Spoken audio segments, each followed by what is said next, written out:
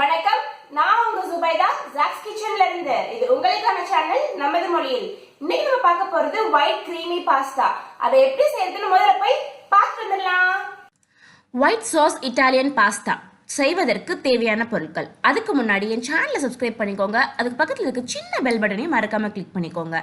இது வந்து நான் வீட் பாஸ்தா எடுத்திருக்கேன். நீங்கள் எந்த பாஸ்தா வேணால் வாங்கிக்கலாம். 200 grams white sauce 2 cup, 1 cup அந்த பக்கம் வச்சுருக்கேன். ரொம்ப கிளம்ஸி ஆகிடும், நீங்கள் காட்ட முடியல. சிக்கன் போன்லெஸ் சின்ன சின்ன துண்டுகளாக நறுக்குனது 1 cup, American corn 1 cup, capsicum 1/2 cup. இது நார்மல் அமுல் சீஸ், அதை துருவி வச்சுருக்கேன். அதுவும் வந்து ஒரு கப் அளவுக்கு எடுத்துக்கோங்க. உப்பு சுவைக்கு ஏற்ப. இதில் உப்பு எப்படி சேர்க்கணுன்றது உங்களுக்கு நான் வந்து பண்ணிட்டு இருக்கும் போதே சொல்கிறேன், வீடியோ போயிட்டு இருக்கும் போதே சொல்கிறேன்.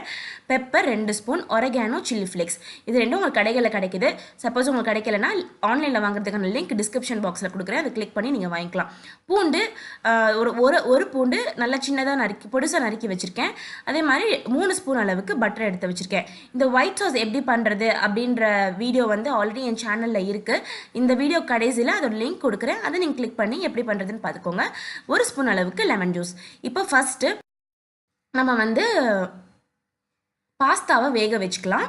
அதுக்கு வந்து தண்ணி சூடு பண்ணிவிட்டு நம்ம எடுத்து வச்சுருக்க பாஸ்தாவை அதில் போட்டுட்டு உப்பும் சேர்த்து அதை நம்ம வேக வச்சுக்கலாம். இப்போ ஒரு பேனில் 1 ஸ்பூன் அளவுக்கு பட்டர் போட்டுக்கோங்க.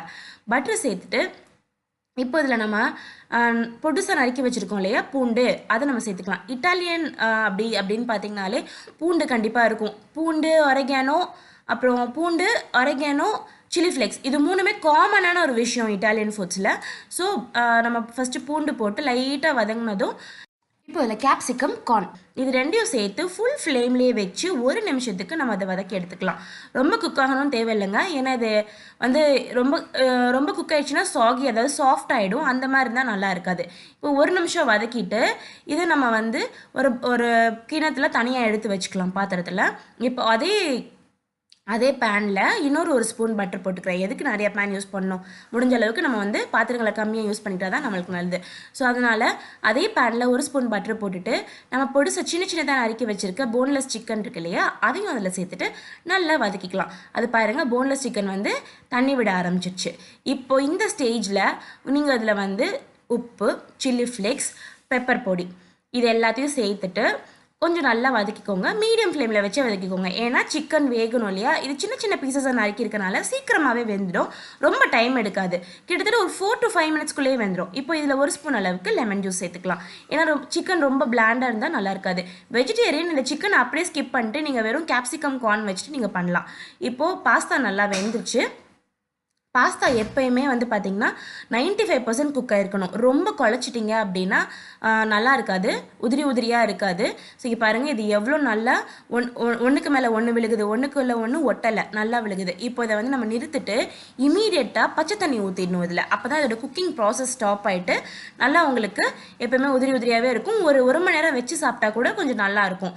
இப்போ சிக்கனில் நல்லா வெந்துருச்சு, அதில் இருக்க தண்ணி எல்லாமே நல்லா வத்திடுச்சு. இப்போ நம்ம ஏற்கனவே வந்து கேப்சிகம், கார்ன் ரெண்டையுமே வதக்கி வச்சுருக்கோம் இல்லையா, அதையும் இதில் நம்ம சேர்த்துடலாம்.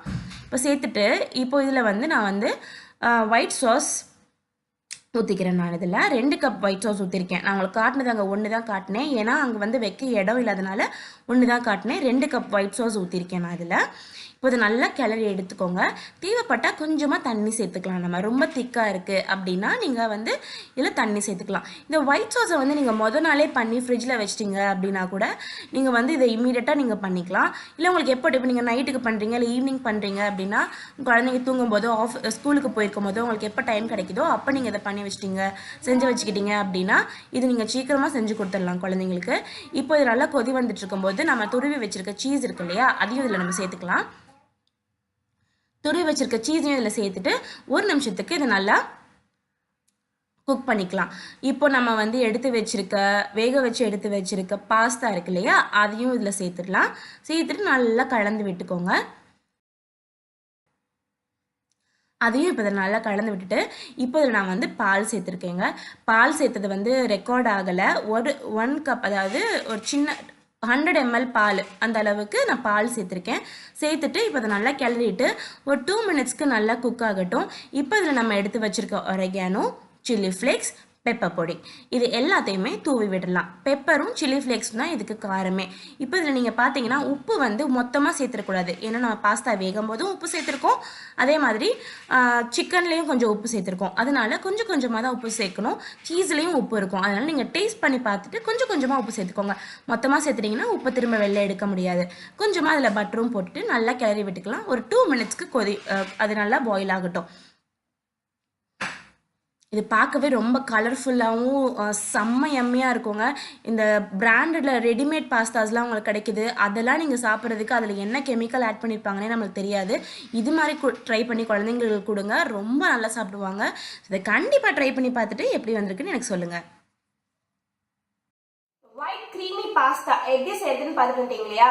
இது வந்து ரியலாவே சொல்றேங்க, நீங்க இத்தாலியில போய் சாப்பிட்ட மாதிரி டேஸ்ட் இருக்கும். ஸோ கண்டிப்பா ட்ரை பண்ணி பாருங்க. அதுக்கப்புறம் வந்து மறக்காம நீங்க என்னோட சேனலை சப்ஸ்கிரைப் பண்ணிக்கோங்க. சப்ஸ்கிரைப் பட்டன் பக்கத்துல ஒரு சின்ன பெல் பட்டன் இருக்கும், அதையும் கிளிக் பண்ணிக்கோங்க. அது கிளிக் பண்ணீங்கன்னா தான் உங்களுக்கு எல்லா நோட்டிபிகேஷனும் வரும். என்னோட வீடியோஸ் பிடிச்சிருந்ததுன்னா மறக்காம லைக் பண்ணுங்க, அதுதான் எனக்கு ஒரு எனர்ஜி பூஸ்டர். உங்களுக்கு எதுவும் கமெண்ட் எப்படி வந்திருக்கு அப்படின்றத எனக்கு மறக்காம கமெண்ட் பண்ணி சொல்லுங்க. உங்களை அடுத்த வீடியோ சந்திக்கிறேன். அது வரைக்கும் நன்றி, வணக்கம்.